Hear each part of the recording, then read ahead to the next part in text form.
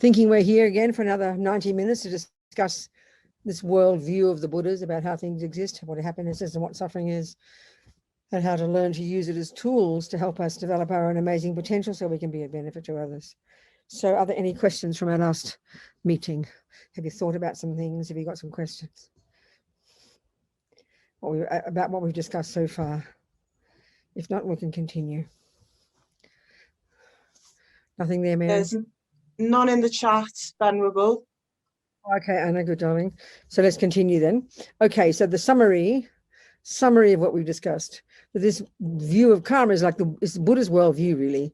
It's the view of how the universe exists, what comes into being, what beings there are, what levels of reality they experience, what is happiness, what is suffering, and then, of course, the tools that come from that about how to be in charge of the process of happiness and suffering so that we can get rid of suffering and get happiness and become a Buddha and benefit others. That's the essence of it, what we've been discussing. Okay, so like we've been discussing, you know, one way of framing the entire path is in terms of stopping suffering and getting happiness. Another way is stopping ignorance and getting wisdom. And it's all rooted in living in good ethics and then learning to change the mind, because as far as the Buddha is concerned, the mind is the cause of everything. What goes on in our mind is the cause of everything. And what goes on in our mind is the process of creating karma. It starts with the mind and then is carried out with body and speech. So like I've been talking the Four Noble Truths, the first one is that there is suffering, and we're looking at the first kind of suffering, which is the suffering of suffering, which is when the bad things happen. So we can very easily understand it in terms of this human life. Clearly, very clear. So, you know, we looked at, so for especially the two kinds of suffering, when the bad things happen to us, which is the experiences similar to the cause, when people treat you badly, when you get harmed, when you get lied to, stolen from, whatever. You can think of all the things of the world. Look at the human planet, forget the animals even, right now, and you can see there's unbearable suffering. Terrible things happen to people. People do terrible things to people, but terrible things happen. That's the suffering of suffering. So I think it's important to flip it over at this point and look at what happiness is. That happiness is when the good things happen. At this level is when the good things happen. We're just talking at the first level, no complication. So we all know about that too. But interestingly, when we think about karma, when we hear about karma, we only seem to understand it in terms of when bad things happen, which implies we don't think there are any causes for good things. We just think, oh, well, good things should happen. And you only ask the question when bad things happen. This is a really important point to think about, a really incredibly important point to think about. Because, you know, like I mentioned, I've never yet had a person in all the years I've doing this job, I've never yet had a person who has ever asked me the question, Robina, why do good things happen? This is it's like a joke, but it's not a joke. It's a really powerful point. And we should try to look at what it is in us. In other words, we seem to have an assumption that good things should happen. And so we take them for granted. Like I said before, that question was so good. That person, I forget who it was then, when you asked, you know, is not being bitten by mosquitoes the fruit of past virtue? Rather than, oh, you either get eaten by mosquitoes, which is naughty, or just somehow you're left alone. And we don't think that is anything. It's almost as if life is neutral. But no, every second that we're not being harmed, every second, in other words, that good things are happening. So not being bitten by mosquitoes can be said to be a very good thing. You're not being harmed by sentient beings, you know. If a person who doesn't get any food, they're called suffering, they're starving. So we think, oh, the poor thing, they must have stolen, how terrible. Then you mean they're the cause of their own suffering. But what about if every time you want food, you go down the store, you call up, you press a button and someone delivers your dinner to you? We know the world is like that, but we take it for granted. Think about this, And this is actually, this is pointing to, we should go back into the mind now. This is pointing to these very deep assumptions that come from attachment and aversion. So when we're discussing the mind, you know, we're discussing karma here, which is which is the first scope of practice, the very first level of practice. You abide by the laws of karma. You control your body and speech. Then we go to the next level of practice, the middle scope, and now we can start to look at our mind. So we're going back and forth between these two, because what we do with our body and speech is driven by what's in the mind. We mightn't sort of think that through. If we say it, it seems fairly obvious, but we don't really join the dots, you know. Because as Lama Zopa says, and I quote this often, and it's so shocking, we need to think about it, that most people on the planet don't realize have no idea, in fact, that what goes on in their mind plays any role at all in their lives. I mean, it's a very shocking statement to make, but analyze it. Meaning we're so addicted to the outside world being the cause of happiness and the outside world being the cause of suffering. And we spend our lives addicted to involvement with the outside world, don't we? From the second we wake up in the morning until the second we go to sleep, we're involved in the outside world. And we seem to be this passive recipient or passive responder to what goes on in the outside world. And so we know that anger and love happen, but we don't think that plays a role. We think it's the person out there, the person who was kind to me, it's kind of their fault I'm happy. And the person who's mean to me was kind of their fault that I'm suffering. So we sort of see what goes on in our mind as rather passive. The Buddha's view is literally the opposite, you know. So the thing is, let's look then for a second at this two main of the three poisons. Buddha talks about the three poisons. Sounds so cute. The three toxic emotions. There are thousands of states of mind we have. You know, Buddha divides them into negative, positive, and then these, like I call them, mechanics. So the negative states of mind are anger, jealousy, and all the 97 million other ones we all know about, we're so familiar with. These are all the voices of ego. Put it simply, you know, the Buddhist view is the fundamental delusion in the mind, the fundamental mistake in the mind, the fundamental misconception, the fundamental affliction, the fundamental wrong view deep in the bones of our being, so subtle that we don't even have a name for it in modern psychology or neuroscience, is this wrong assumption about the very nature of our own self. And it's rooted in fear. And it causes us to have this sense of a separate self, which is bereft and lonely, very concrete, set in stone, a victim, not fair, poor me, didn't ask to get born. Lama Yeshe would call this ego way we think of ego as self-pity me. It sounds rather cruel, you know. That's primordially deep. Then on the basis of this ego grasping, it's known colloquially, this ignorance, known as ignorance, is ignorance about finally how the I and everything else really do exist. The consequence of this ego grasping is that there's enormous sense of kind of cut off, bereft. So then the feeling of not being enough, not having enough. This is the energy of attachment. So attachment is the main voice of this ego grasping, this unhappy me. So attachment is this bottomless pit of hunger, emotional hunger, that's always wanting something more, that's never satisfied with what it's got. And then so naturally what it wants is what's out there. That's the first object of observation of our mind, is the objects out there. So because we feel like we haven't got enough, this separate sense of poor me, then we crave for the objects of the senses. That's the first level at which attachment works. That's the obvious level. So we learn to harness that one. But then we start to see the level of attachment much deeper at the level of being this, just as I'm saying, it's the deepest assumption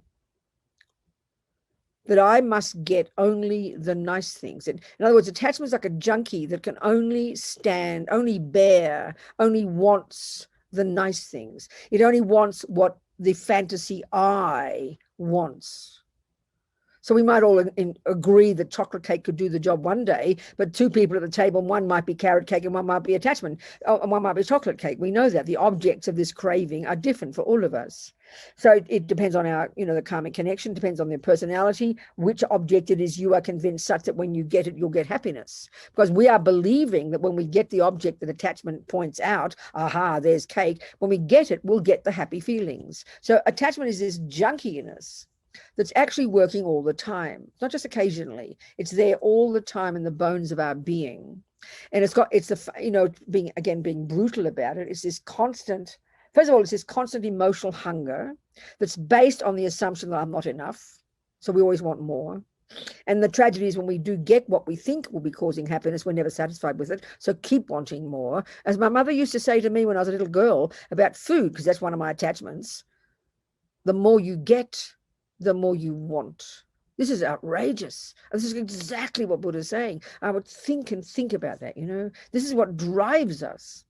Another way of talking about attachment, and more brutal even, is, as I said, this assumption. It's an assumption. It's so subtle. It doesn't seem overt. It doesn't seem articulate. It's just an assumption that I must get what I want, which is therefore I must get only the nice things.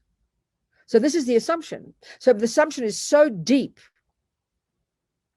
We assume that only the nice things should happen. That's why we think. So in other words, another way to put it, attachment is an assumption that I deserve the good things. And then when attachment doesn't get what it wants, that second is the arising of aversion, the third of the three poisons. And the volatile level of aversion, and you can see it in some people, is outrageous anger. Shout, yell, kick, scream. How dare my attachment not get what it wants? Panic attack. Some of us have it more mild levels, and this is very subtle here because we don't notice. Annoyed, irritated, upset, frustrated. This is daily. 1,000 times a day we'll say those words and we'll just take them for granted. That's thwarted attachment. That's mild levels of anger. Now, the assumption of aversion is that we don't deserve the bad things. And that's the assumptions of these two states of mind. Now, if we take the view of karma, this natural law that runs the universe, which is that everything any of us ever experiences second by second by second is necessarily the fruit of our own past programming, then deserve, which is the word we use, Buddha doesn't use the word deserve, then whatever we get is, of course, the fruit of what we've done. Therefore, of course, you deserve it in the sense that you created it. So, this is a really good point. I always use a simple example, but listen to it. When you look in your bank account, you never, ever say, how dare there be no dollars in my bank? I deserve dollars. Analyze why you never say that. Because when you say, I deserve it, there's an assumption that it should come from someone else, that someone's doing it to you, because that's the view of ego grasping. The view of ego grasping is this self-pity sense of a poor self-pity me who didn't ask to get born, to whom bad things and good things happen unfairly, there's no logic to it. And we're sitting here living in fear, hoping the good and greedily eating them all up for breakfast and rejecting the bad violently because we feel like this innocent victim who didn't ask to get born. This is the view of ego. It's completely demented. But when you know when you know that bank account is your bank account, then you know what's in it, even if it's nothing. You know you put it there. So you don't talk about deserving dollars, or you never say, why aren't there dollars? You don't say that because you know it's your bank account. It's the result of what you have done or not done. You mightn't like it, but you can't blame anybody else because it's your bank account. Well, even a better analogy for the karma, like a garden. You never look in your garden, and say, who put weeds in my garden? I don't deserve weeds. Think about this. You never say that because it's your garden. Even if all the weeds are there, you might hate them, but you know that they're there because you didn't pull them out. Well, that's your life. Your life is your garden, honey, and whatever is in it, second by second, is the fruit of whatever you put in it. So this is clear why we can't stand this view of karma, because we hear it through the lenses of the voice of an innocent victim who didn't ask to get born, who got made by God or mummy or daddy, and they're responsible. That's why we blame everybody. We blame even everybody for our happiness. Why are you happy, Robina? Oh, of course I'm happy. Fred's kind to me. Why are you angry, Robina? Well, of course I'm angry. Fred's mean to me. So we assume everybody else causes my happiness and causes my suffering.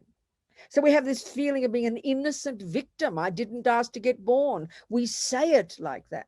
This is the nightmare of ego grasping. The consequence of ego grasping, the root delusion, is the delusion of no sense of cause and effect, no sense of ownership, no sense of, that as Lama Zopa puts, that everything out there is my karmic appearance. Those weeds, those flowers, those herbs, whatever configuration of them that pops up in your garden, you did the work. So we better start learning Buddha's botany. This is the point. Then you can start to feel in charge of it. Then the fear is gone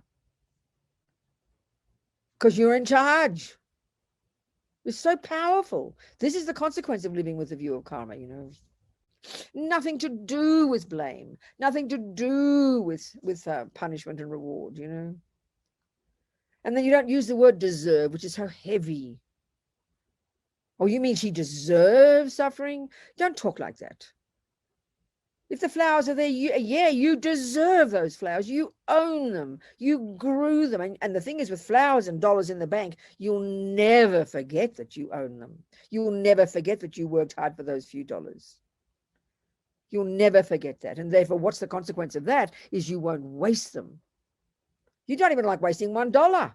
You get 98 cents worth, you feel disappointed because you know you worked hard for that dollar, and you worked hard to get those veggies in your garden. You would never just chuck the cauliflowers out. Oh, it doesn't matter. Like this, that's what seeing something as self-existent means. It's like you take it for granted. And that's how we think of happiness. We're like these greedy little vampires who just think we deserve good things, gobble it up and demand more. We're like infants.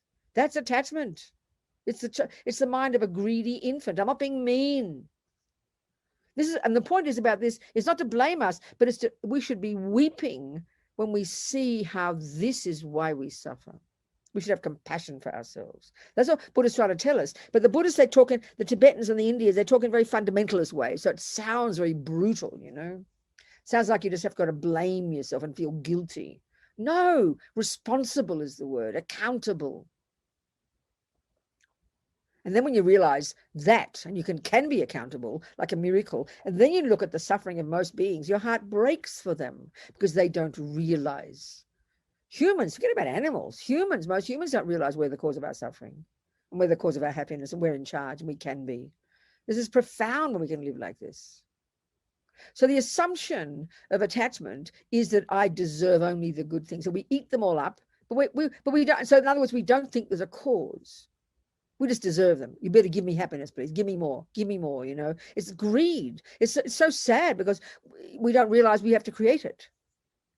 And then the suffering, when it comes, we're outraged. How dare that happen to me? I mean, the outrage we feel when bad things happen. This is called suffering. This is what suffering is. I'm analyzing it in a different way. This is why we suffer. This is what suffering is. These wrong assumptions, you know.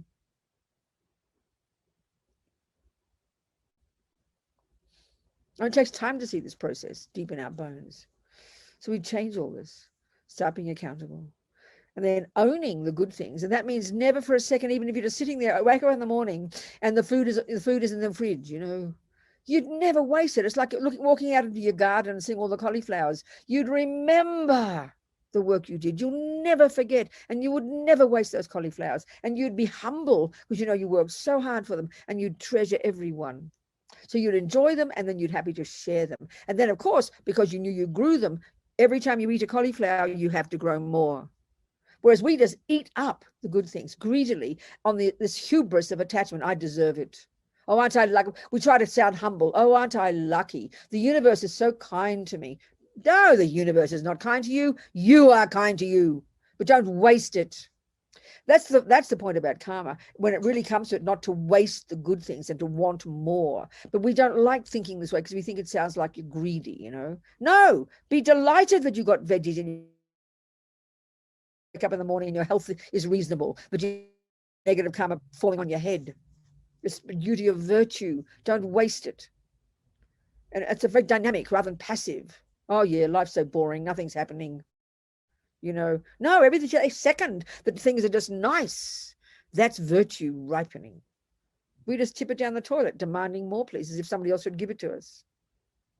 Nobody, there's no view out there. I mean, you can see the virtue, the goodness in having the view of a creator and loving God and thanking God for everything. That's a wonderful view. That's virtue. It's just not the view in Buddhism, that's all.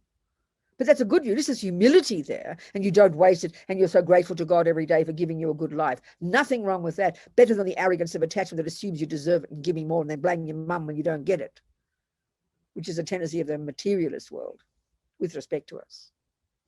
But the Buddha's view is you own everything. You own whatever's arising. Everything is our karmic appearance. So, okay, we're looking at the very first level, at least to stop suffering. First level, deal with the dramas first, you know. So then we stop causing suffering. So at least we stop killing, stop stealing, taking the ungiven, stop, you know, the 7 different things of the body and speech.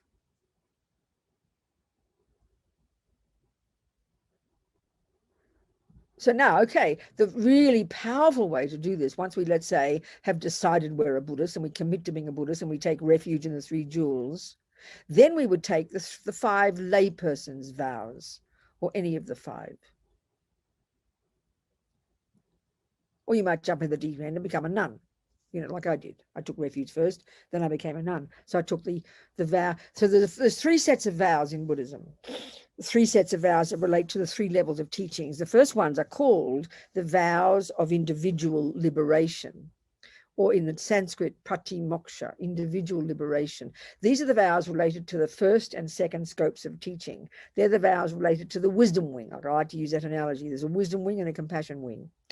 So the vows of the vows that you share with the Hinayana practitioners, which are the vows, you know, in Burma and Thailand, which is the wisdom wing, which is the first and second scopes, junior school and high school. This is the practice of refraining from harming. It's the practice of controlling your body and speech and then controlling your mind. And this is the practice that would bring your liberation from suffering and its causes.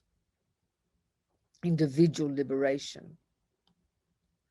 These are the first set of vows. So one set of those vows would be for when you're a lay person. So when I first met the Lamas, and then after my first course with Lama Yeshe, and then another course, first course with Lama Zopa, then another course with Lama Yeshe, 2 months altogether, I then took refuge and took the 5 lay person's vows.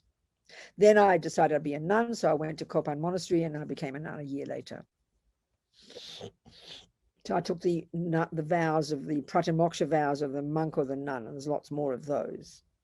They're all the same level of vows, and these vows are refraining, the whole energy of them. It's only about the body and speech, not about the mind. All vows are about the body and the speech. They're about behavior, and the purpose of these vows is to refrain. The function of the vows is to refrain from doing actions with our body and speech that harm others. And why? Because they are the heaviest actions that will ripen as the heaviest suffering for ourselves. So the energy behind these vows is to stop your own suffering. So there's no wriggle room with these vows. They're quite straightforward. You have to learn very clearly what is killing, and then you vow not to kill. If you take the 5 laypersons' vows after you've taken refuge, you vow not to kill. So you break the killing in a major way if you kill a human being intentionally. Because to break a vow, we'll go into what a vow is in a minute, how powerful it is psychologically. But the first vow to not kill would be to not kill a human being. If you break that in a major way, you break it at the root, and you need to take it again if you intentionally kill. So if you break a vow, it's got to be intentional. You've got to know you've got a vow and not care and have no conscience about it, basically, roughly like that. So that's pretty heavy. We don't necessarily do like that. We're very conscious of our vows. You break in a minor way if you do the same thing for anything who is not a human, like an animal, a creature. So there's obviously levels of intensity of killing and levels of motivation, but in general, the general vow is you do everything you can to avoid killing. The second vow is to not take the ungiven. Steal, in other words. And that's a very tricky one. We can just press a button on our computer now and you can steal a movie. We can convince ourselves we're not taking the ungiven. We can kind of rationalize it, So you break a vow of stealing in a major way if you take something of value to somebody else. So you could argue you steal $20, from a homeless person. That's breaking it at the root. You could argue that, couldn't you? I suppose you could also argue stealing $1 million from a multi-million-dollar company is not breaking a major vow, but I'm just talking here. You've got to think about that. You break it in a minor way, taking the ungiven, if you take anything at all that hasn't been given to you. That's why it's such a good term, taking the ungiven. It's a very direct way of putting stealing. So that's really a tricky one for us, because we look at the way we treat credit cards. We think, oh, well, they're rich, they don't care, they budget in all the losses anyway. But that's not the issue. The issue isn't them. The issue is what we're doing to our own mind. This is the thing we really do take time to understand when we think about karma. It's all about what we're doing to our own mind. So who would want to harm themselves? Who would want to be stolen from in the future? Who would want to not receive what we need? Who would want to be poor? Who would want to have horrible environment where nothing grows, nothing is delicious? For example, some of the consequences of stealing. When you understand the logic of karma, it is for your benefit, because you realize that you're producing the person you become. This is incredible. We skip over this in the modern world. We just think it's not important. We don't get it, Not lying is, if you lie in a major way and you break it at the root, you lie about your spiritual attainments. You break it in a minor way if you say anything that is not true. I mean, a person has to hear it. There are certain criteria for the breaking of these vows. And then the fourth one is no sexual misconduct. So that can be interpreted in many strict ways. And so with the way I give it, which is related to the way Lama Zopa Rinpoche does, is simply to not cheat on your partners. You don't take someone else's partner.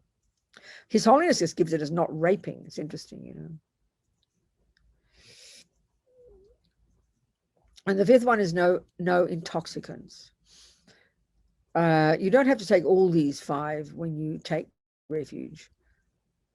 So they're the 5 layperson's vows. So what is it about a vow that Buddha loves so much, such that without vows, as Lama Zopa would say, you just can't get ahead. It's not enough just to be a nice person. There's logic to vows, psychologically. When we get it, we're delighted to live in vows. It has a lot of sense. It's got a lot of power. Well, first of all, which sounds a bit esoteric, but I love this. They say in the teachings, I think Lama Tsongkhapa says, that vows are a subtle energy that is visible to clairvoyance. So for the Buddha, living in these 3 sets of vows, the first set of the Pratimoksha, which is related to the wisdom wing, then you've got the Bodhisattva vows, and they're also vows of not harming. They're vows of refraining from harming, but they're more powerful and more expansive because the emphasis here is on doing what is most beneficial for the other person. So they're even in the Bodhisattva vows. I'm just going to this for a second. I'll come back to the lay vows. I'll come back to the first level of vows. But the Bodhisattva vows are even more powerful because, for example, you have a vow there to break an earlier vow if it is beneficial for others. So, for example, you would lie in the Bodhisattva vows. You're allowed to lie because you feel genuinely it's for the benefit of the other person. At the first level of vows, there's no wriggle room. You just try not to lie. It's very strict. So the Bodhisattva vows are more powerful. They're still about not harming others. They're still the vows of refraining from harming. And then you've got the tantric vows, which are the most advanced. That's the highest level. So now back to the power of vows. Lama Zopa puts it this way, and this is really logical. Think about it. Think about this. He says, for example, one person who's doing lots of Dharma practice, but doesn't have a vow merely not to kill. And then you have another person who's merely got a vow not to kill, but doesn't do much other practice. He says, from the point of view of the virtuous karmic imprints in the mind that we need to leave in the mind, the virtuous karmic seeds to plant for the most basic level, the second person creates merit all the time. They're not killing. Every second that they're not killing, even without intention. The power, in other words, the power of vows is such that 24 hours a day, if you are living in a vow not to kill, 24 hours a day that you're keeping it, even when you're not thinking about it, the power of vows is such that the virtuous karmic seeds you're planting virtuous karmic seeds, you're popping virtuous karmic seeds of non-killing, because it's such a powerful action, into your bank vault 24 hours a day. And vows put atomic bombs under those tendencies. So because you see, if we look at the suffering of even those in a human body, the suffering we have at the hands of others, look at it. Being harmed, being lied to. Think of what being harmed by others means. Look at your own life. Even if you haven't been raped and tortured, look at your own life. People lie to you. People don't believe your words. Banks don't give you credit. It's about, if you look back to these fundamental vows of don't kill, when you get sick, that's the fruit of killing. When you die young, it's the fruit of killing. When you get harmed by others, when you get killed, it's the fruit of killing. The environment harms you. You get sick and the food is bad and the water's bad and nothing grows. It's the fruit of killing. Everything roots back to these fundamental vows of harming others, because that is the cause of why we get harmed. Why we suffer. So, doing your practices and doing your mantras and being mindful and saying wonderful, but if it's not rooted in the fundamentals of behaving and not harming others, then there's not much benefit. And so vows for the Buddha are so potent that, as Lama Zopa says, you can't get ahead without them. Being nice is just not enough. And the logic is this: the person who's got a vow not to kill, like I said, 24 hours a day that they're keeping it when they're asleep, when they're walking down the street, not thinking about killing, because there's a vow in their mind stream, this powerful energy in their mind stream, made at the time you took the vows from that person in front of you who represented the Buddha for you, and you vowed 3 times, from now until the time of my death, I will never kill, I will never steal, I will never lie. You put this deep groove in your mind. And you receive this energy. You take it from a person who got it from their teacher, who got it from their teacher, who got it from their teacher. You're plugging into this power source. It tracks itself back through human beings, right back to the time of the Buddha. It's very delicious. So vows, 24 hours a day, you're keeping them, you're ticking over virtuous karmic seeds of non-killing, and you're putting atomic bombs under the tendency to not kill, which then is what altogether purifies. So when you're born next life, you will have only the tendency to never kill, never steal, never lie. You'll have the experience similar to the cause of non-killing and non-stealing and non-lying, so no one will harm you. You'll have the environmental results, so you'll have delicious food, delicious water, delicious air. We create the environment we live in. So that's the power of living in vows. Whereas if you don't have a vow not to kill and not to steal and not to lie, it's only when you think of doing it that you pop a little seed in your bank vault. It's only when you meet the mouse in the kitchen and then you think, oh, I shouldn't kill the mouse. It's only then you pop a little seed of non-killing in your mind, in your bank vault. But it's not very strong because our virtue is not so strong. I mean, we're happy to save one moth. But if you get bombarded by 1,000 moths, I'm sorry, our compassion is out the window. Oh, I can't help it. I have to kill them all. So we don't have much virtue. So therefore, our virtue is very weak, but done in the context of living in vows, it gives us an incredible rocket boost. So it's like insane. You can't get ahead without vows. Try and think of it psychologically, not as religious, you know. It's very powerful.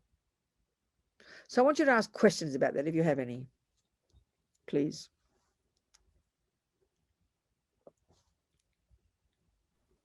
Feel free to unmute yourselves, raise your hand, or you can message a question to myself or Mary in the chat box. Hello, Robina. Hello there, who's there? Hello, Salo. Hello, Gonzalo, you talk to me. Yeah, how are you?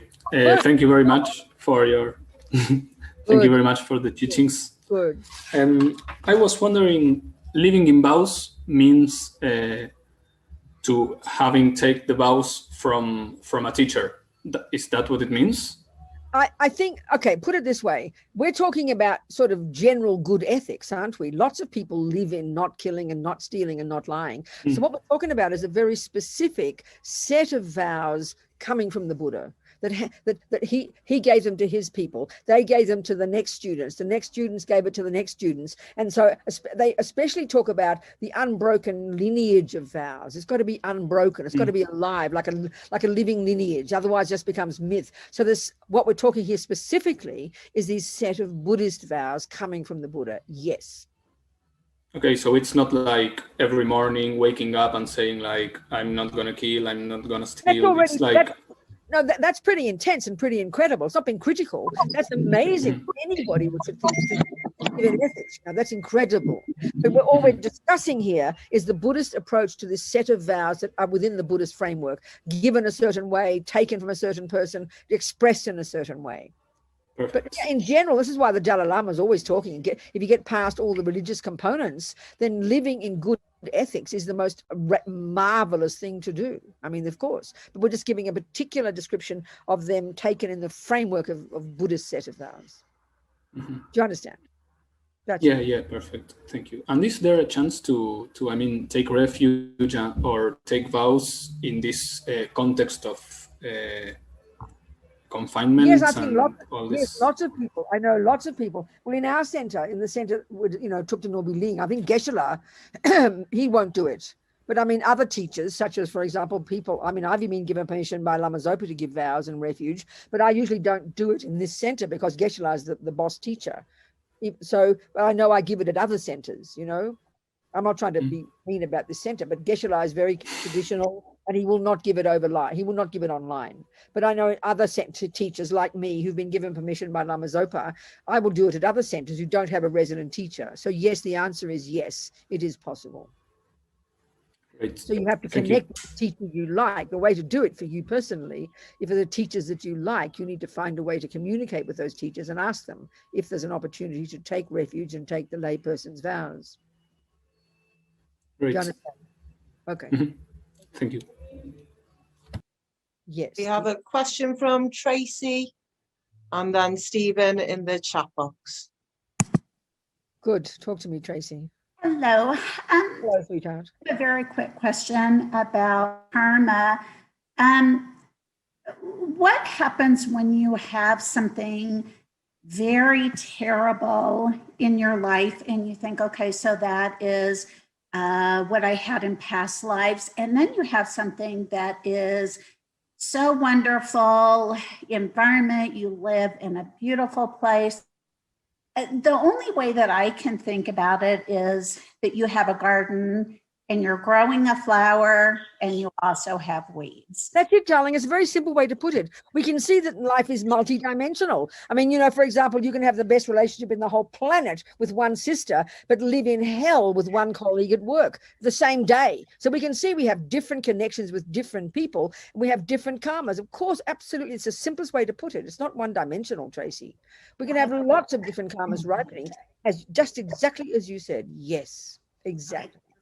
That's perfect, Tracy. Who was the next person, Anna? It was a question from Steve Copland. Steve, yes, Koppelman. Steve, sorry. And it asks, okay, Steve. What about compassionate killing? Example, putting an animal down who's suffering terribly. Is this Steve's question? Your question, Steve, is it? Yes, it is, Venerable Robina. Okay. So let's analyze the action, okay? This is where we get into more details. It's very interesting. So like I said before, a complete action of, let's say, in this case, killing, would be an action in which, one, there is a living being. Two, the mind involved in that, and that's the intention to kill. So far, that's exactly what's happening with your pussycat, let's just say, you know, example for some person. But then the motivation. Now, we can see, can't we? Most of us who kill our animals and the veterinarians who kill the animals, it's not out of anger. It's not out of a wish to harm. We can see it's out of compassion. And as your question expresses it, it's very clear that the motivation is compassion, because in the normal world, in the materialist world, we see the suffering of the pussycat, or our grandmother for that matter, and we think the suffering is terrible. I must stop their suffering. That's the way we think. And it's so far excellent, nothing wrong. Of course, to have compassion, to want to stop someone's suffering is fantastic, Steve.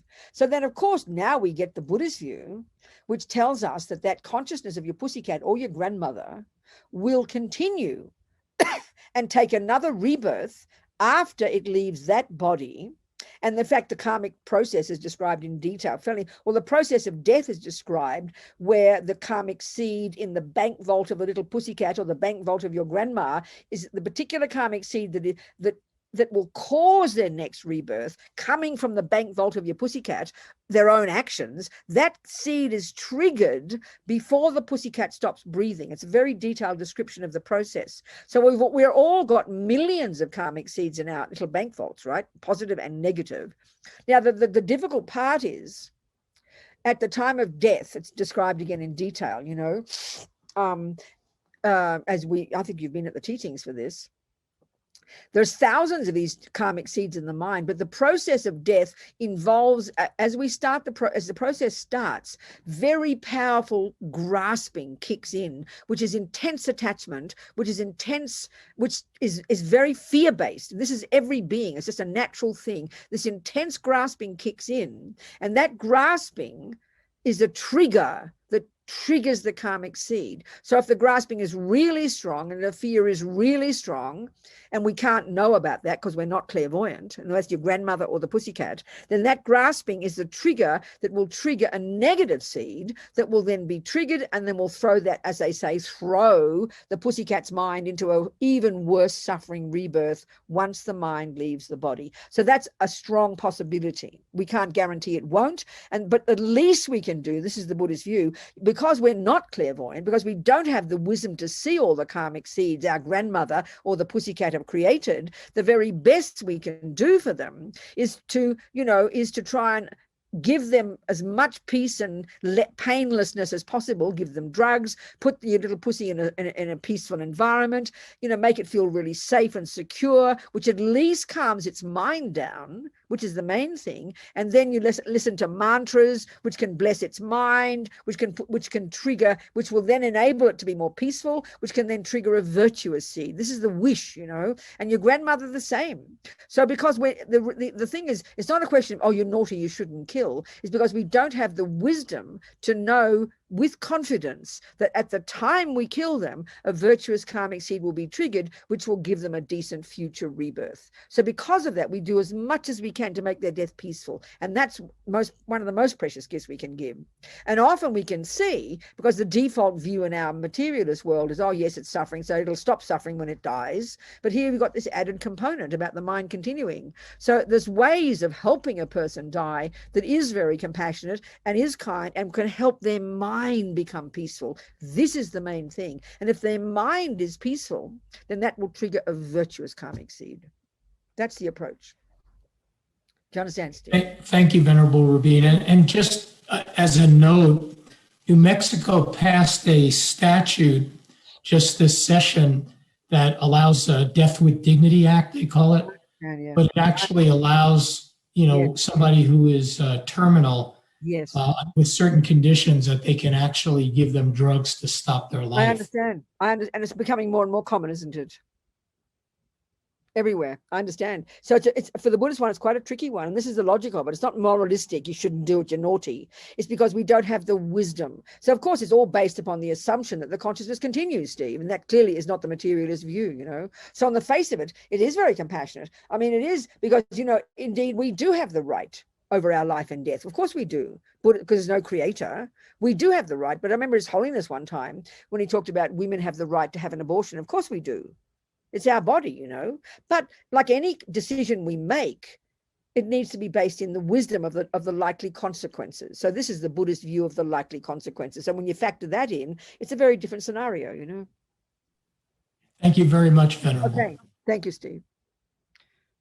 What else, Anna, sweetheart? Is there anything there? Brian has a question. Okay, good. Brian. Hello, Venerable. Hello there. Talk to me, Brian, darling. So I have a question, something that's I live on the West Coast and we have issues with termites everywhere. It's a very common problem because most of the construction is with wood. So this happens every day. You see buildings, you see houses tented to get rid of the termite problem. And, you know, I've had to do it a few times. So the question is, it's very practical. You don't want to kill, but then your house might fall down. So how do you view that?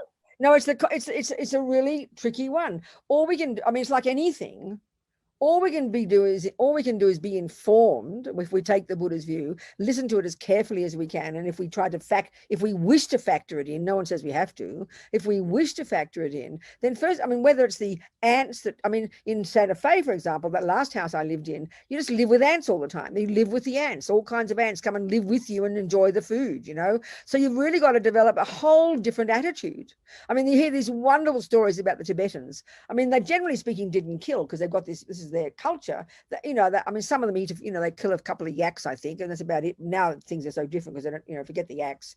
But I mean, they would even save a worm. They would never kill an ant. And that's why in Tibet in general, there was no mass killing. There was no imbalance of the environment. You didn't kill insects. You lived with your insects. So I remember you live with your mice, you live with your cockroaches, you live with your, so of course in our materialist world, everything's so out of whack, so out of balance, so berserk, you know, it's like you can't get in control of it. It's insane.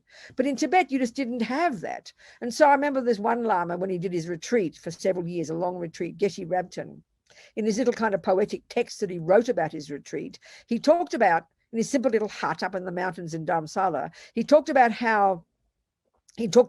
the families of mice, how he'd observed the way they lived and how they were so cooperative. And he had these wonderful stories of how they just very funny, wonderful little creatures, how they lived and managed to get their dinner and everything. And then he said the only way he could stop the mice from tickling his head while he meditated was to wear a hat while he meditated. I mean, can you think of that approach to life? It's so completely different, you know. I know in Dharamsala too, when you live up there in the rainy season, all these spiders and creatures come out.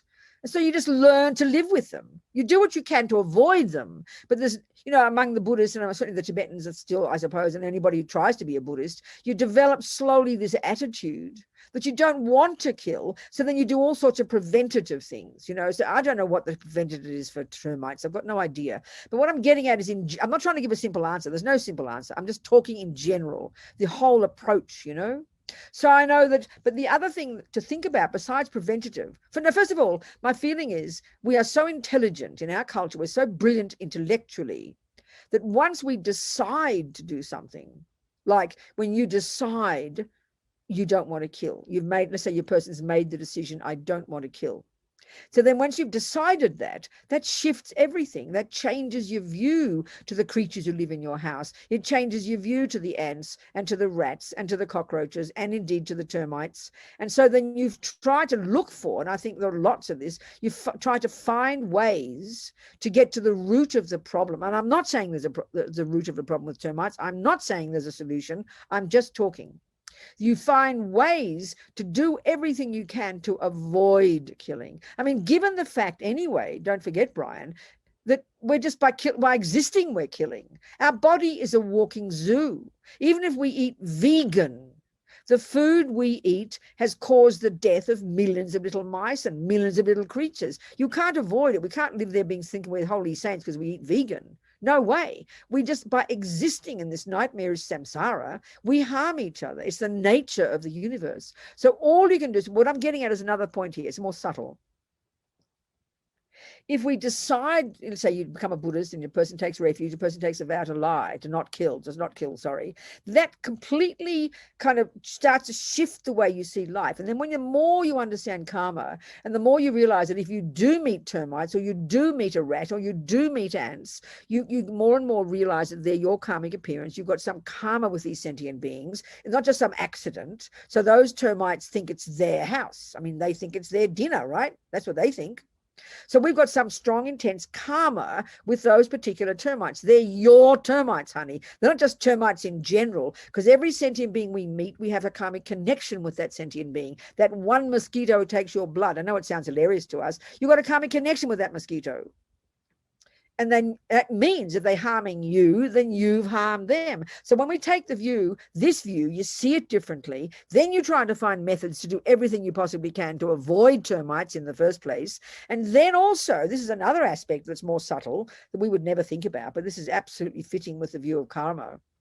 When we start to talk about purification.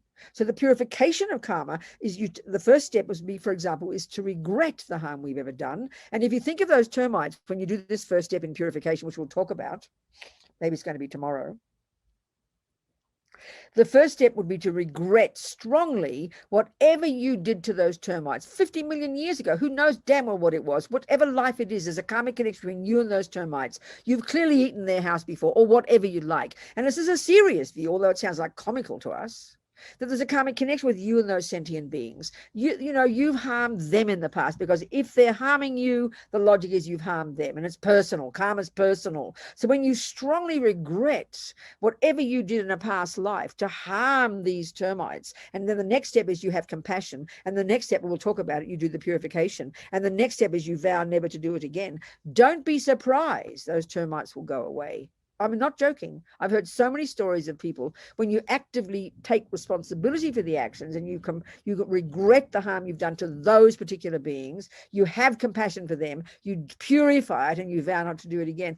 This dynamic completely changes. For example, if, let's say, a person hates you at work, you know, and they blame you and they criticize you, and we go crazy. Why are they doing this? I'm not lying. They think I'm lying, and I'm not lying. We try to get the person to change. But if we understand karma, and for the first step is regret, you think whatever I did to these people in 57 lives ago, whatever it was, when I lied to them and stole from them or whatever it is, I deeply regret the harm I did to these sentient beings. That regret, then the second step, you have compassion for these beings.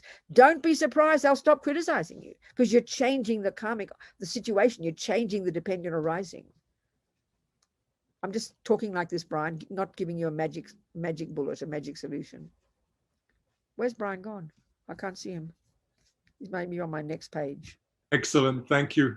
So it's the view brings you to a different approach to it. But the purification one I found is very powerful. I mean, I remember even one time, I remember a guy years ago in Australian prison. He happened to be Aboriginal, and he was being eaten alive by all the mosquitoes, the mozzies as we call them in Australia. And he started having all this compassion for the mosquitoes. Please, brothers, please go away. Please, didn't have a violence towards them, didn't want to harm them. And I mean, there's so many stories people talk like this, And he said the mosquitoes stopped biting him. I mean, I'm not trying to say it's cosmic. I mean, it could be. But when we understand the karma, that everything that happens is personal, and everything that happens, we can shift it and change it. So, I mean, God knows what you do about termites. I don't know. I mean, what's the logic of termites? What's their source? Where's their little family start with in your house? I mean, how do you get to the root of it? I don't know. It's hard, But this approach, there's different, Anyway, Brian, there you go. Some food for thought, darling. And that's why if you meet any termites, or even if you're going to give, so the food for termites is the house itself, isn't it? The wood. I see. Anyway, there must be methods. I guarantee if you start Googling it, there's going to be methods. Kind people who don't want to hurt termites. I bet they come up with some solutions. Who knows? But the purification one is kind of powerful. I really think that. I've got a feeling, Anyway, thank you, Brian. It's good, such a good point. What else, darling people? Anything else there, Anna? None in the chat box. We have one question from Mary. Okay, good, Mary. Talk to me. Which Mary? Well, thank you, Anna. I wasn't going to ask this, but I'll ask this. Mary, talk to me, sweetheart. It's environmental karma question. Yeah. I had an accident in the mountains 8 years ago. I fell off Machu Picchu and I have a back injury. What's Machu Picchu? It sounds like a horse. Well, it's a big mountain in Peru. Oh, a mountain. When you fell off it, how far down did you fall, Mary? I don't know, 200 and something feet. Good Lord, you didn't die. That's pretty amazing. Well, that's what I really haven't talked about this with anybody too much. But I lived. A lot of people don't live. People die there. I would guarantee you'd die. What did you land on? What happened anyway? Go on, tell us. I landed on a ledge. My God. What were you thinking as you were falling? Yeah. What were you thinking as you were falling? Pardon me? What were you thinking as you were falling? I'm just interested. It's an interesting experience. I was actually thinking I was going to be paralyzed. You're thinking that thought as you're falling in the sky. Yeah. That's interesting. You didn't think I'm going to die. No, I was thinking I was going to be paralyzed. Wow. Okay. So you fell. So what's the question, Mary? It's very interesting. I just wonder,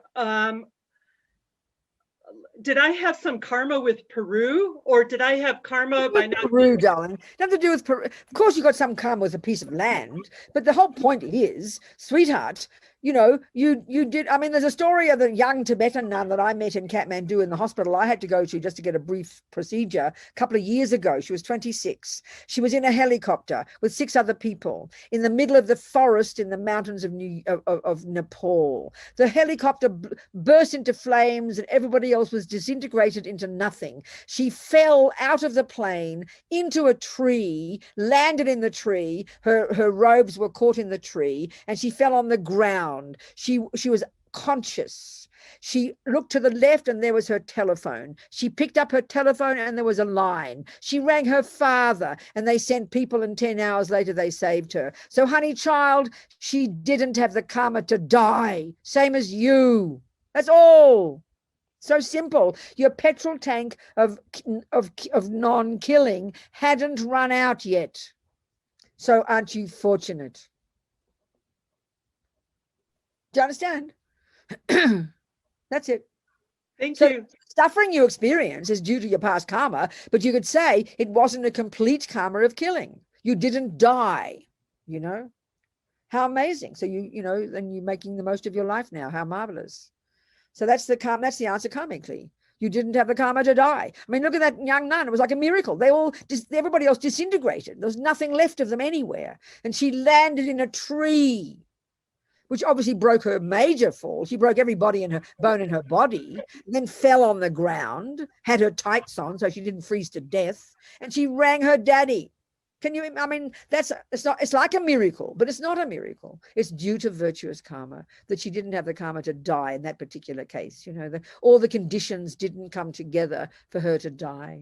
Whereas that you can just trip over the step at your front house and you can die. So if the karma, or even, you can have the karma to die so strongly. A friend of mine went to Los Angeles to help his daddy die of cancer. Well, his daddy got better. They were having a party. Next morning, he died of a heart attack. So if the karma is strongly there, and don't be superstitious. Karma just means seeds in the ground. The seeds are there so strongly that you die another way, Do you understand, Mary? Yes, thank you. And thank you, Anna, for giving me courage. Absolutely. My goodness. Wonderful. So let's continue with the vows, okay?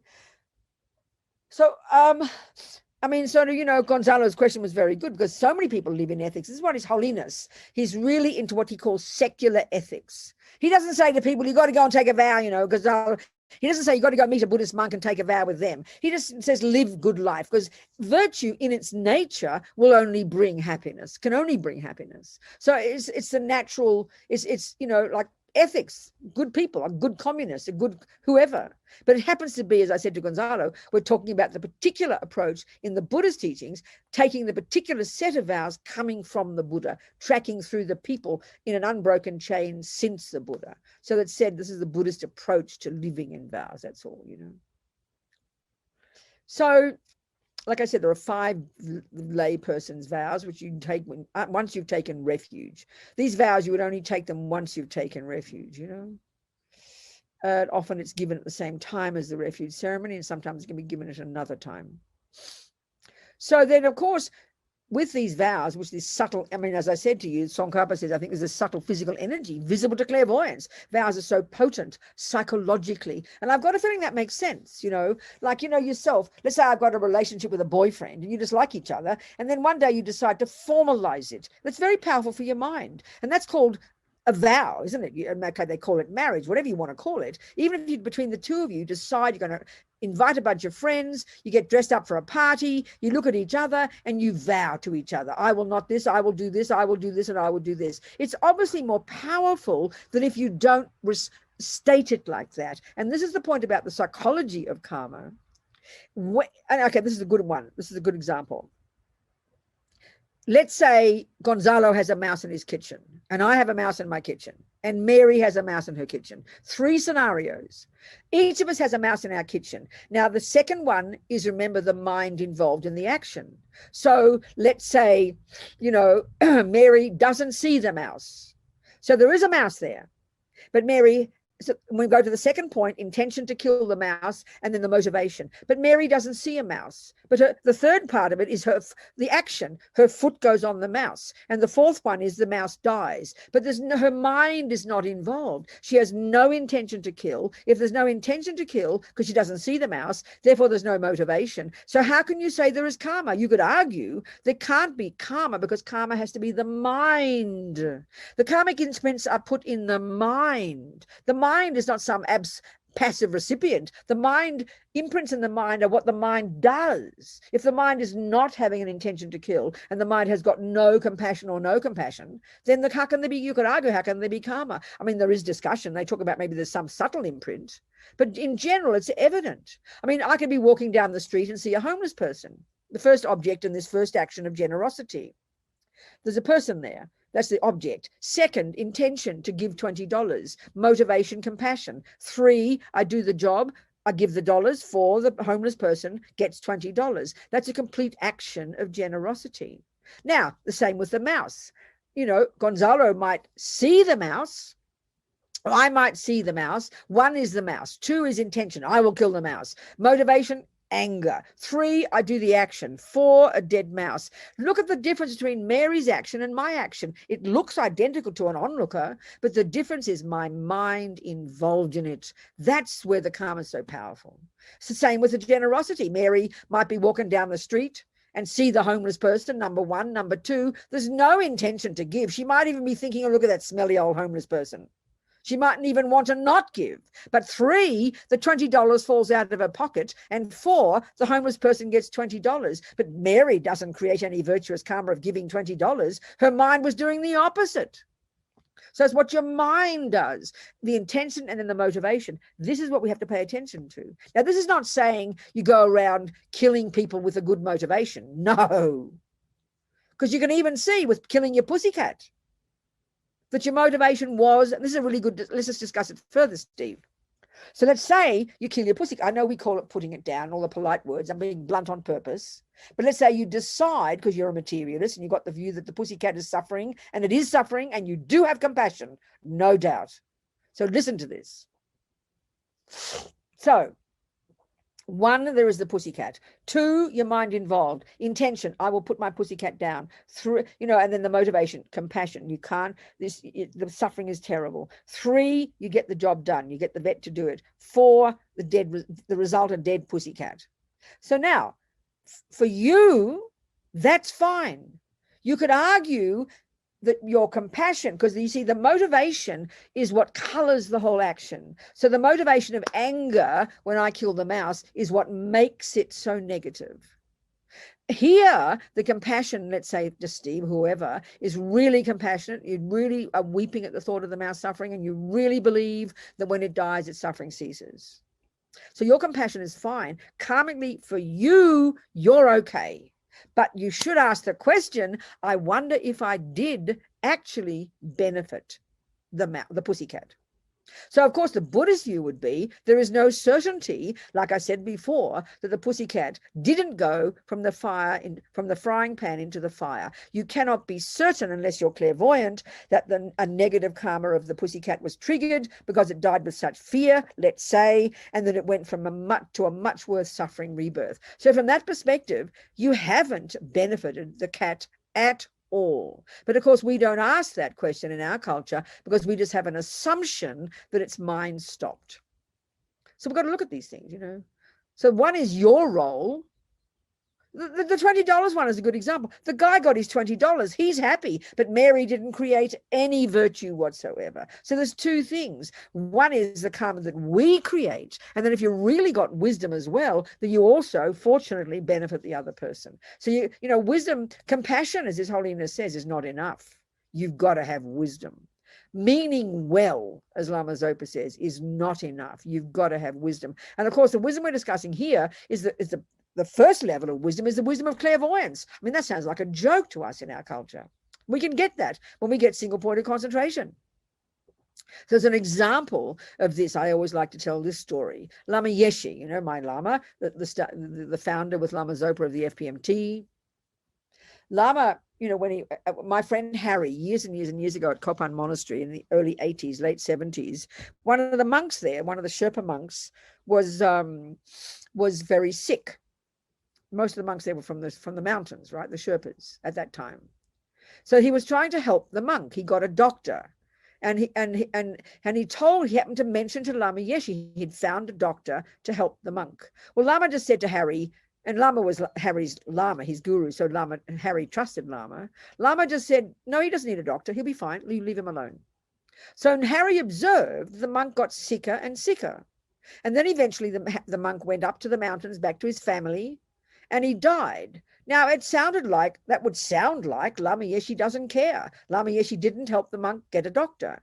But then Lama Lundup, the abbot, told Harry, well, of course, because of Lama's clairvoyance, and we've got to take this as a given here, this is a true one, and this is clairvoyance is the lowest level wisdom we're going to get, real wisdom, and the Lord Buddha says you can't really begin to benefit sentient beings until you have the clairvoyance to see the mind and the karma of that person, which is exactly what happened with Lama. He could see clearly, this is the idea, the mind of this monk. He could see the past lives of this monk. He knew exactly the karma the monk created in whichever life it was that is now ripening as this particular suffering of being sick. But Lama could also see, with his wisdom, that if the monk had gotten a doctor, he would have gotten better and his life would have been fine. But he wouldn't have finished that heavy karma that he created, and his next life would have been much worse. Whereas having the suffering, dying like he did, early, but he died a very peaceful death, that he would have finished all the karma and his next life was fantastic.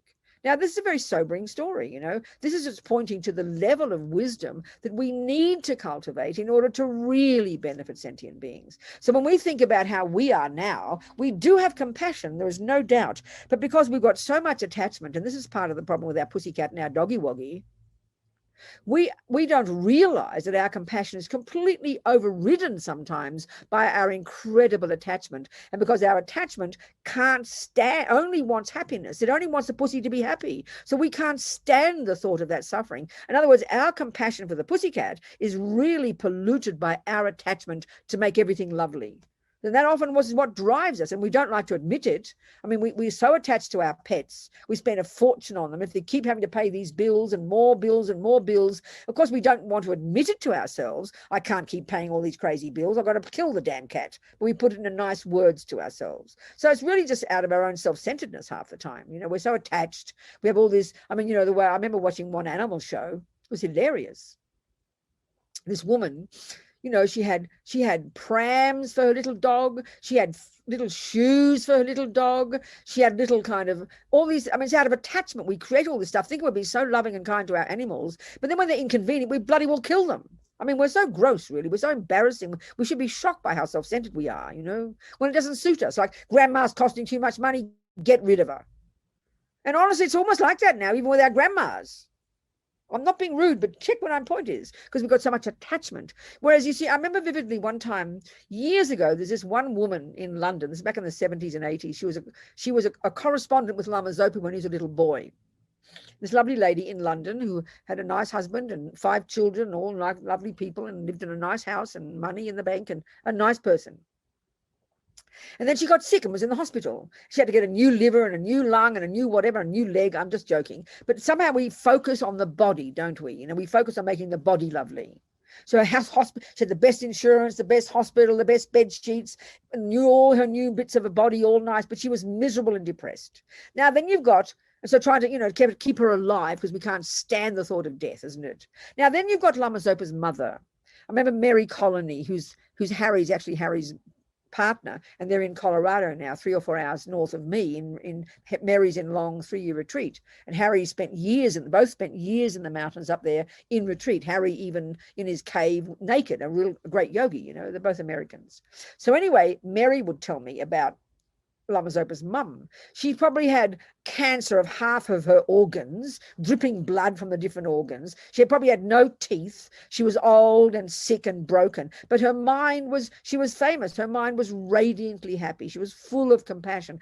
On day and night, Om Mani Padme Hum, the mantra of compassion was on her lips, you know. So anyway, she was really sick, and they wanted to get her to Bodh Gaya, where the Dalai Lama would be. So they got her into a helicopter. Then she's sick, you know, dying of all these different, she didn't have a doctor, because death is normal for them. It's not sort of shocking. So she gets to Bodh Gaya and she gets to the teachings, and she lies there and she dies, you know, with her broken body and her bits and pieces all got cancer. But she was in radiant bliss because her mind was peaceful. So we're so obsessed with keeping everything lovely and clean and nice in our culture, with respect to us, you know. But then, whereas Lama Zopa, or, you know, Lama Zopa's mum, we would have been shocked if we started doing a kind of analysis of all her different organs and how many she had cancer. She couldn't care less. Death is normal. Death is natural. It doesn't mean you don't go to a doctor, but we've got to get some perspective, you know. So death is normal. Sickness is normal. I'm so shocked by it. Anyway, just chatting away here. What time is it? 20 to 3. What's that mean? 1:33. Nearly time to go. My God, time goes so quick, doesn't it? So, okay, the 5 lay vows, the power of living in vows, 24 hours a day. You're ticking over virtuous karmic seeds of non-killing, non-stealing, non-lying, non-this and non-that. And they are the cause, very minimum, of one, getting another human body, and two, getting a really good life within the human life. You'll have health. You'll have the four results of not killing. Just one. The four karmic results of not killing. One, you'll get a human body, like winning the lottery. There are billions of sentient beings. I haven't even gone into all the realms of existence yet. There are billions of sentient beings. A tiny percentage is human. And the humans are the best of a bad lot. At least we have access to our virtue. It's the miracle of a human body. So how do you get a human body? By programming your mind in non-harming. By programming your mind in virtue, in the context of vows. And you purify every day, which we have to talk about tomorrow. So then you will get a human body. And in that human body, you have a mind. And in that mind, you will have no thought to kill. You'll have no thought to lie. No thought to steal, no thought to rape and, misuse based on sexual attachment. You'll have control over your body and speech because you've practiced virtue in the living in vows. In other words, you've really practiced strong piano 8 hours a day. Don't be surprised you're good at piano. It's like, duh, Two, you will have three, the third karma. First of all, you get the human body. Second, you get the good tendencies to not kill, not die, not live, not all those things. Sorry, I'm getting confused. Three, you will have lovely relationships with other beings. The termites will not eat your house. The cockroaches will not eat your, put shit in your spoon drawer. Your husband will not cheat on you. The boss will give you a job and will admire you. People will believe your words. You won't be lied to. You'll get credit in the bank. You'll have money in the bank. You'll have leisure, and you'll want to practice virtue, and the environment will be delicious. Do you not want this? Minimum. Well, create the cause, honey. Stop causing the opposite. That's the purpose of vows. It's psychologically logical if you take the view of continuity of consciousness. And you take the view of the law of karma that drives your consciousness. That's it, people. Purification has to wait till tomorrow. So we've got 15 minutes to go. Haven't we, Mary? Haven't we, Anna? Is that right, darling? Yes, Venerable Robina, 15 minutes to go. Okay. So are there more questions on this topic? Anything about karma now? Just discuss. Good time just to talk questions, please. Ask questions. Open it all up. Ask me some questions, please. Kimberly, you've got a question, have you, darling? Or are you just thinking there? Okay, sweetheart. Anybody got questions? Nobody? Come on. Yes, good, she's got one. Go on, you go. Talk to me. All right. So this is kind of a personal question, but I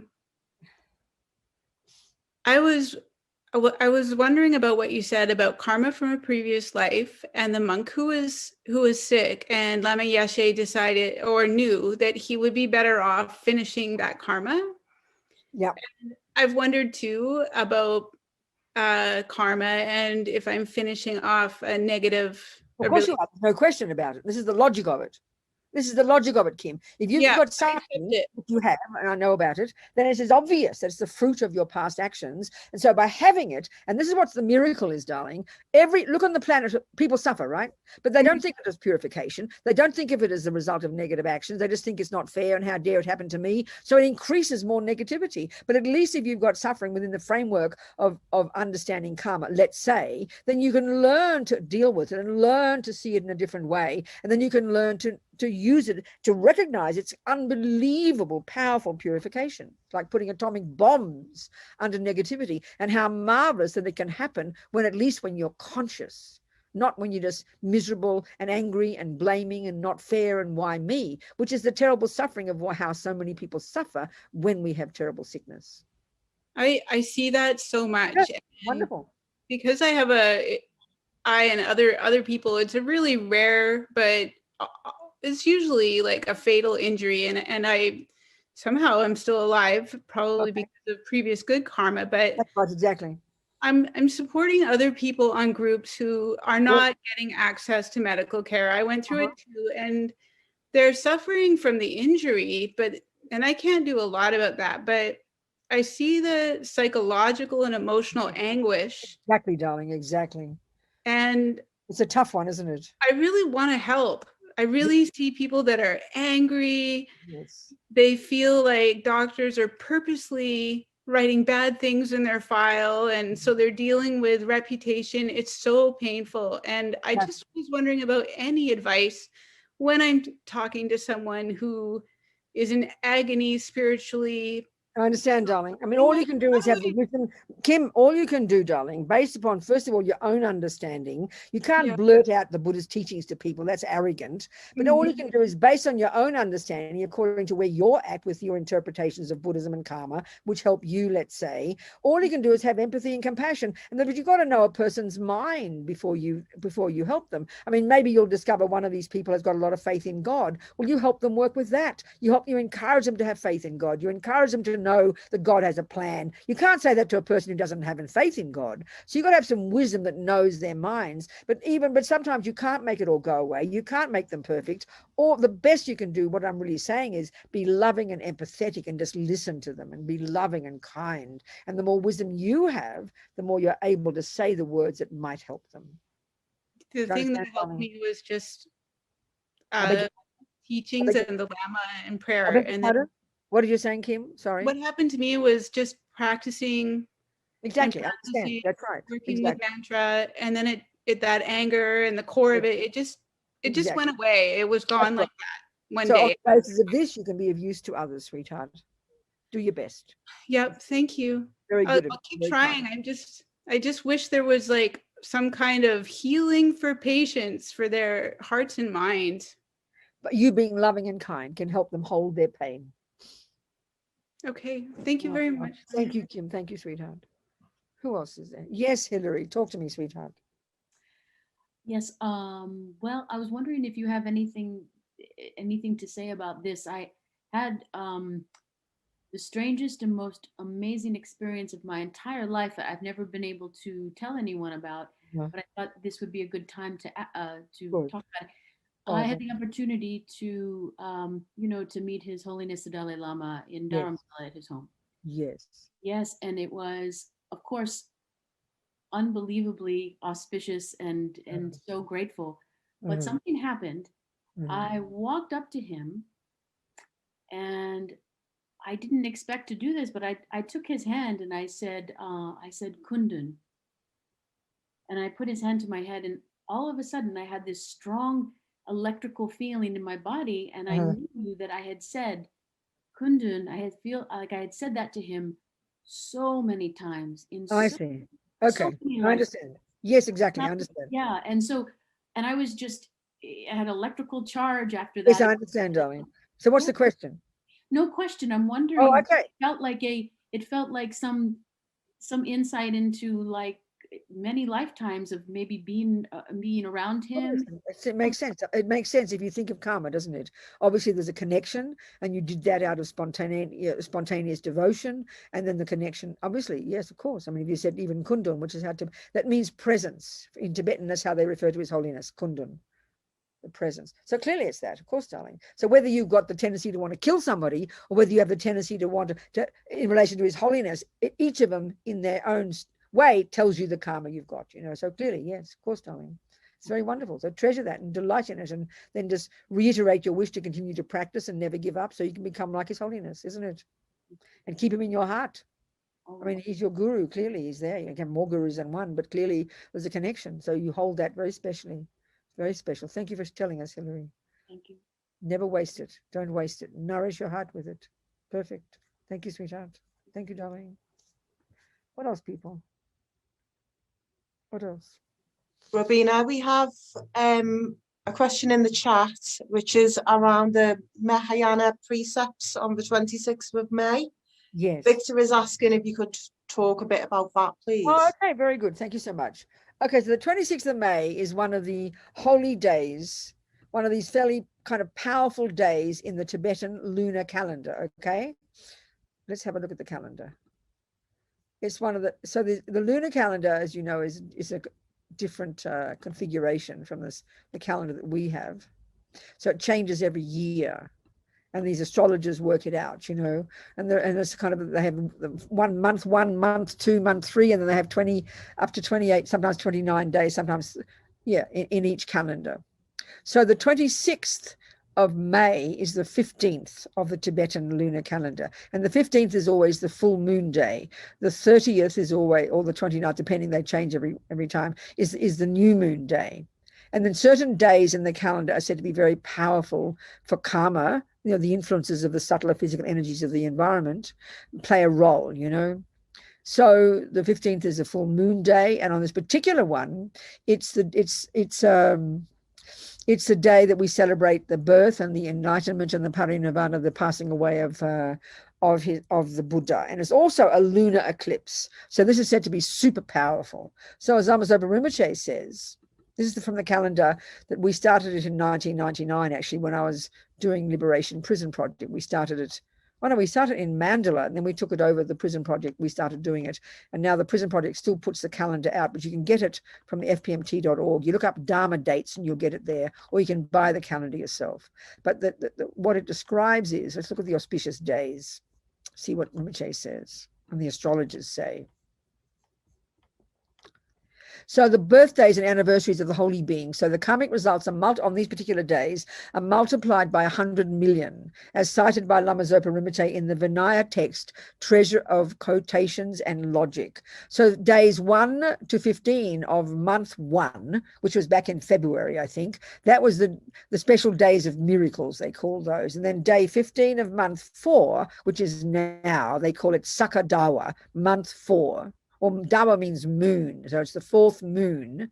We celebrate Lord Buddha's birth, enlightenment, and parinirvana.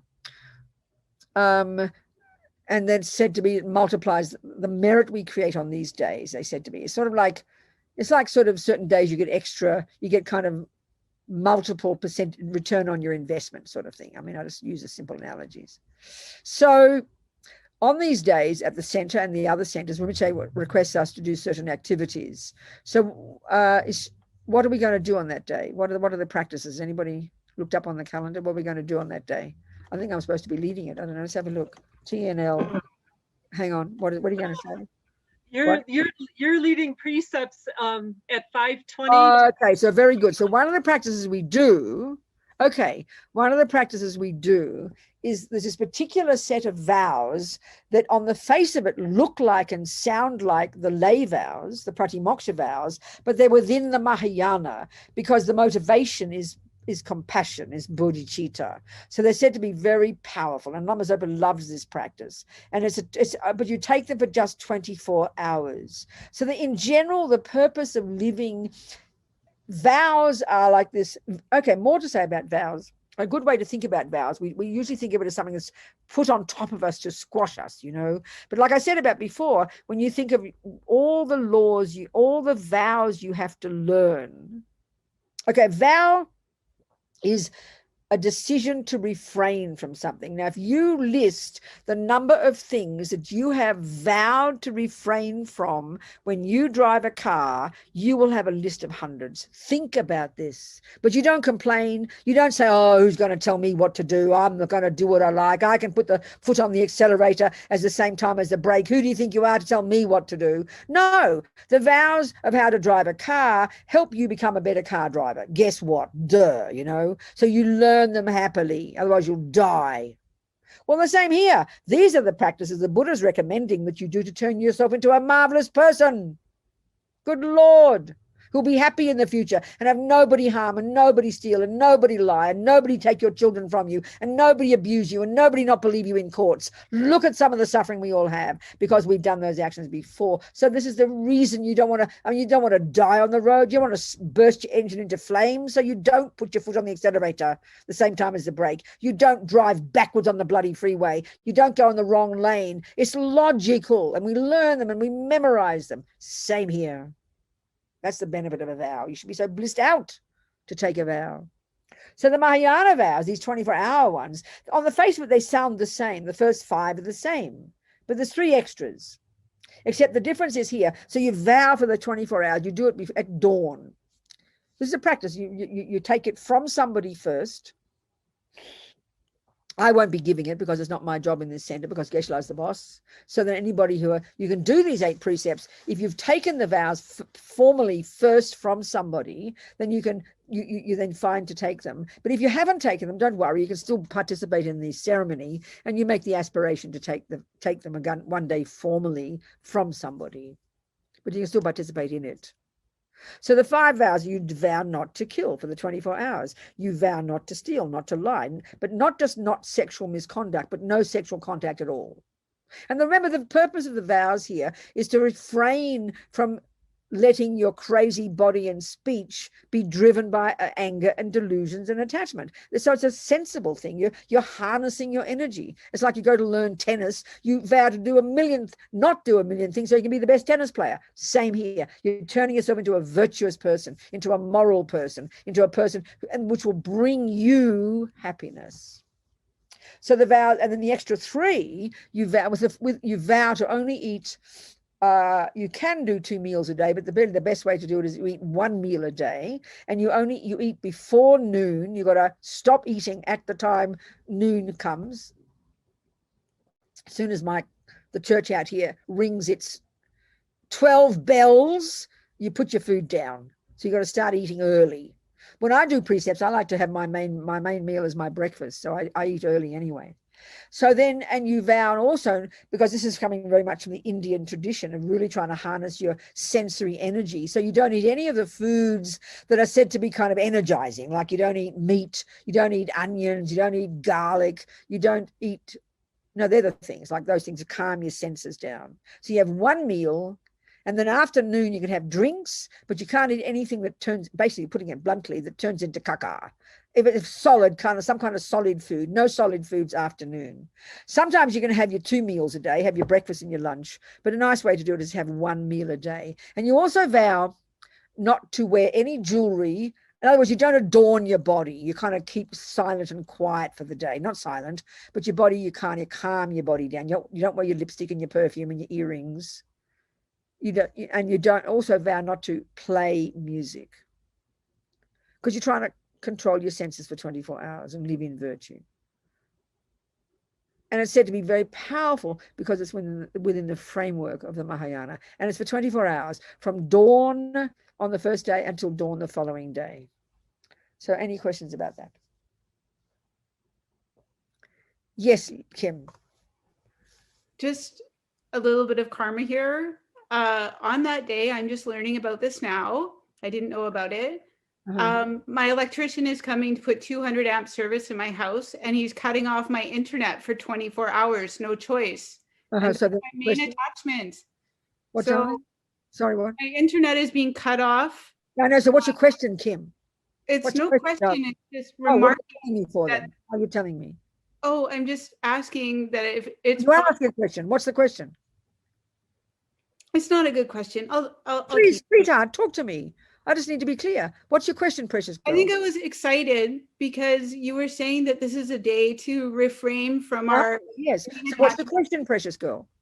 I don't have a good question. I can't. But there is a question from it. So what's your question, darling? It'll help everybody else. What's your question? What time did your electricity go off? It will go off on the 26th. At what time, sweetheart?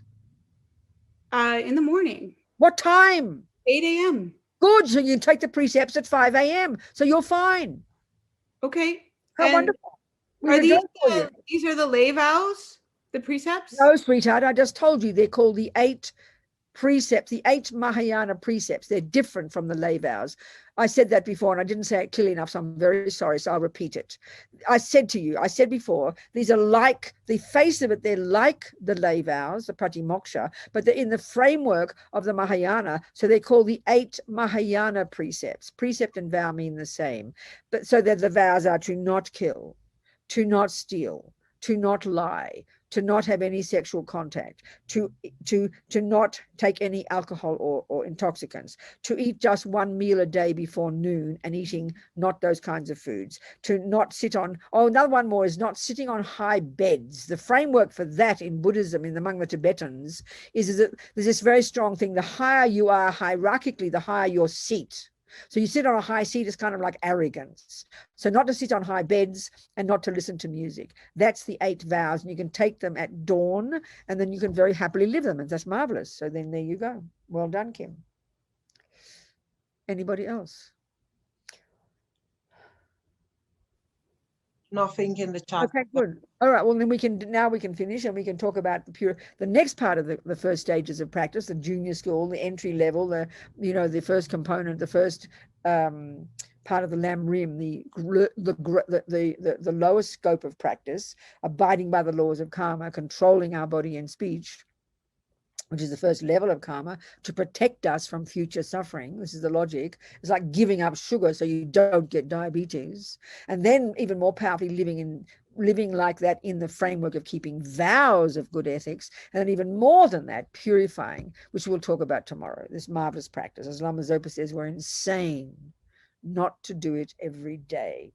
This would complete. So if you can have a practice that you've taken refuge, live in the vows, and then do the purification every day, you can sit back and relax and be blissed out that you're living an amazingly powerful, useful life. And anything else on top of that is a bonus, I tell you. So we'll discuss all that tomorrow, the purification tomorrow, okay? Thank you, dearest people. Much love. Jang Chub Semchog Rinpoche. May bodhicitta grow and grow in the hearts of all. Jang Chub Semchog Rinpoche. Ma ke panam ke gyurchig. Ke panyam pa me pa yang gong ne gong du ba shog. And may all these seeds be planted from listening, thinking, analyzing, contemplating, internalizing since we started this morning. All these seeds be planted. May we nourish them from this moment forward, so that we can develop our amazing potential to be a benefit to others. Gewa din yudodag lama sange drubgyune drowa chikyang malupa dei sala gapa shok. Thank you, people. Thank you, everybody, all your questions. Thank you.